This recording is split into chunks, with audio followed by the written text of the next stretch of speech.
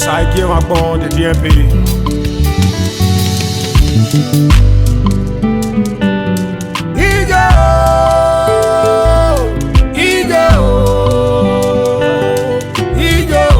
Ekeni magidi o mama Eto mene wera me, eto mene wiye me, eto mene na bie me o.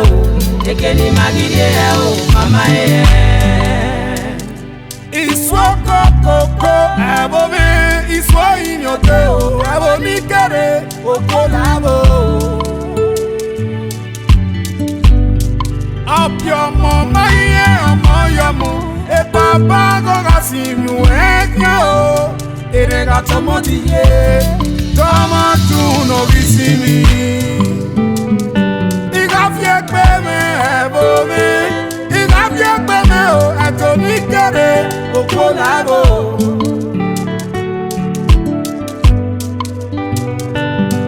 Eto no paye ebo me, itoto mi toto, OKUOLAEVBO no kwa no komo kwo, OKUOLAEVBO. Owengi kia mwameri ukunyoto, beto ujeki napa. Owengi kia mwameri ukunyoto, weto noba yerute fulani. You no go fit drink water drop up, agalo ye wasan, agira wopa yoto. Edo noba ye wale geria ni mabo e o. OKUOLAEVBO se o, ewo me, OKUOLAEVBO se o. OKUOLAEVBO se Iriwe na vi okoriomo e fulani na bakere bote dia salopo no mi o mefa atepepe yesene iwo ko no re na marete waya pagbe waga ebiye o waga ebiye o waga iye o. Eto mene wera me, eto mene wiye me, eto mene na bie me o. Ekeni magidi o mama Eto mene wera me, eto mene wiye me, ebo no kwana na bie me o. Ekeni magidi o mama Iwa devo onsa weki, onsa no salopo awatiye. Geriye osa wagariye o.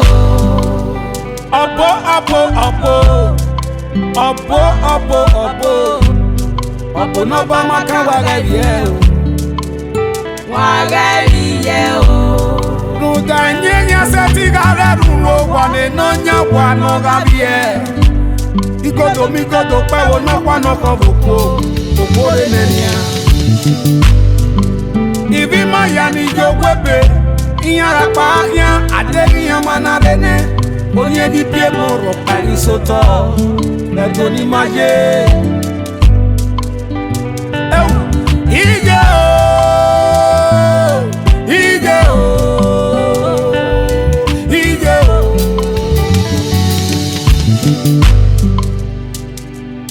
Ije o, ije o. Osanera nugadie, ajinanjo nyola nugadie o. Topini nana note Nigeria ya. Obuji la nugadie, ewo uhi mane mana kon papa o. Topini nana ni maya. Eto mene wera me, eto mene wiye me. Eto mene na bie me o. Ekeni magidi o mama Eto mene wera me, eto mene wiye me. Ebo no kwana na bie me o. Ekeni magidi o mama